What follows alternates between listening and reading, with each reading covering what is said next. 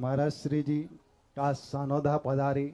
ये पारसनाथ भगवान का अतिशय है कि आज मुझे परम पूज्य जगत पूज निर्यापक श्रवण मुनि श्री सुधास सागर महाराज का सिद्ध श्रुत भक्ति पूर्वक वंदना करने का सौभाग्य मिला। पुण्य सानोदा वालों का था। मुझे महाराज से आज एक जिज्ञासा पूछना है कि भगवान, जब आपने पूज्य गुरुदेव के चरणों में अपने आप को समर्पित किया, पूज्य गुरुदेव ने आपको शिष्य के रूप में स्वीकार किया और रत्नत्रय का दान जैनेश्वरी दीक्षा दी। उस समय संघ में पूज्य गुरुदेव और पूरा संघ ठंडी के समय में, जड़काड़े के समय में सीक वाली तृण वाली चटाई का प्रयोग करता था। मैंने 1987 में कानों से नहीं आंखों से सुना है, देखा नहीं सुना है। वो जिनालय तोवंजी 1987 का पासनाथ भगवान का। इसके बाद गुरुदेव का विहार चंदेरी ललितपुर हुआ। ललितपुर से चंदेरी लौट कर महाराज का उपसंग बना। उसके बाद चंदेरी 2-5 दिन के प्रवास के बाद निशंक सागर जी इलक का संग होने के बाद महाराज श्री का पिपरई होती हुई मुंगावली पदार्पण हुआ। मैंने 1987 में पूज्य गुरुदेव को तृण वाली चटाई लेते हुए देखा था और संघ में 1987 में आपको चटाई का त्याग मात्र पाटा पर वो जनवरी की कड़कड़ाटे की ठंड मुंगावली में देखा। तो भगवान, ये विल पावर आप में कैसे आया? जब गुरुदेव और पूरा संघ चटाई लेता था, आपने इस चटाई कैसे छोड़ी और कुंद कुंद स्वामी की परंपरा को जीवंत कैसे किया?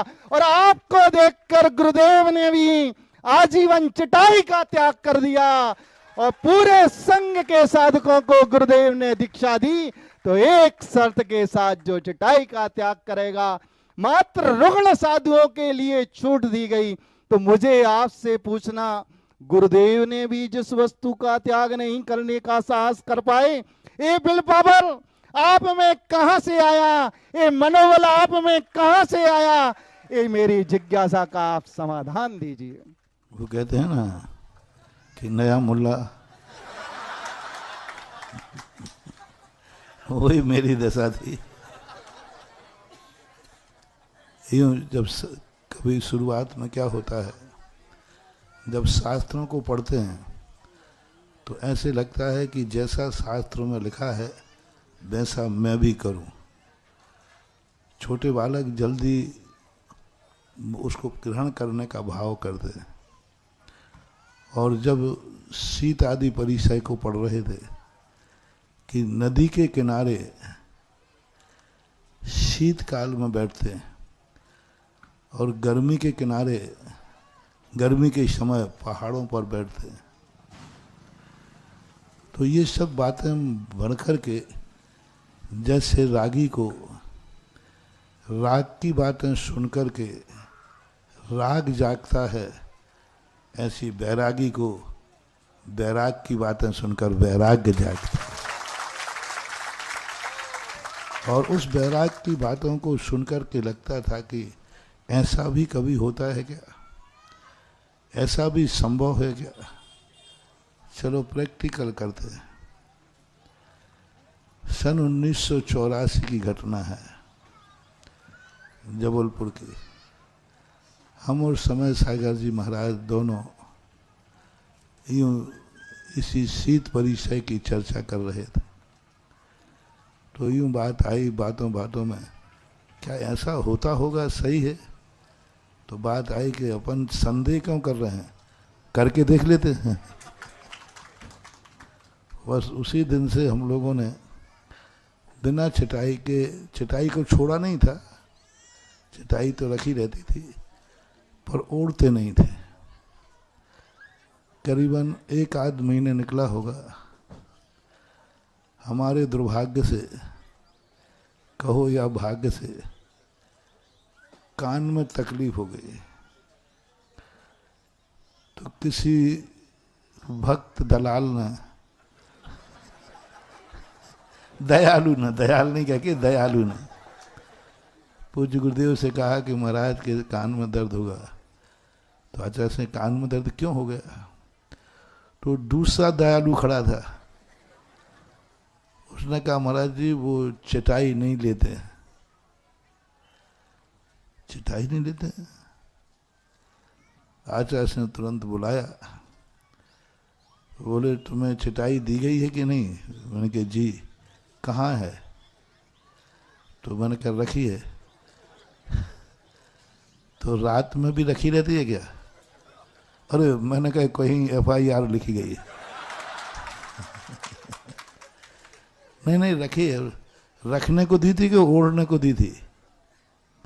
यही गड़बड़ करते हो तुम लोग, बिना आज्ञा के, बिना उसके ज़्यादा उत्साहित होते हो, इसलिए कान में दर्द हो गया।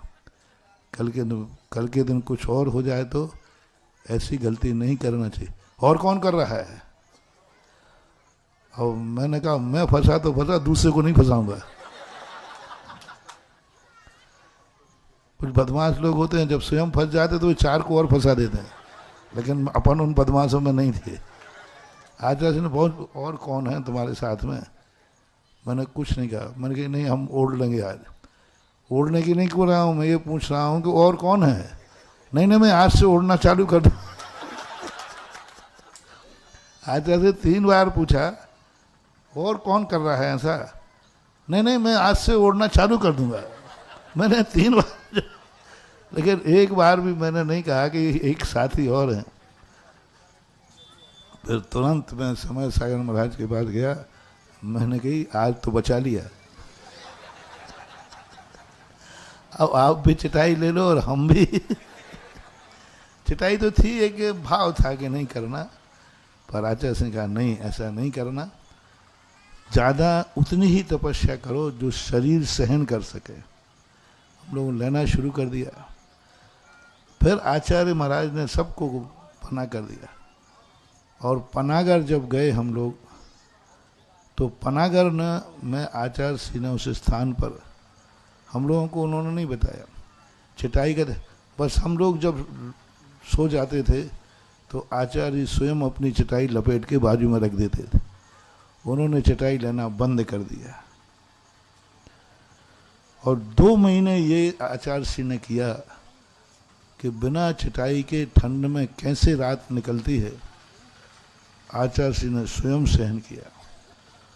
और 2 महीने बाद आचार्य भक्ति के बाद कहते हैं देखो अब बोलो किस किस को चटाई का त्याग करना है? कौन कौन बिना चटाई के रहना चाहता है? तो हम लोगों ने कहा आपने तो मना कर दिया है। बोले मना उस दिन किया था, अब मैंने खुद करके देख लिया है। हमारे गुरुदेव सबसे सच्चे गुरु की पहचान होती है।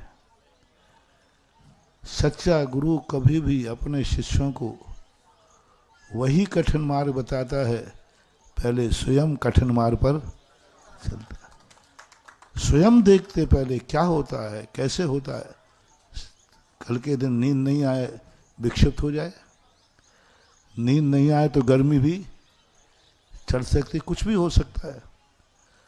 तो आचार्य महाराज ने स्वयं करके देखा, यही एक सच्चे गुरु की पहचान होती है।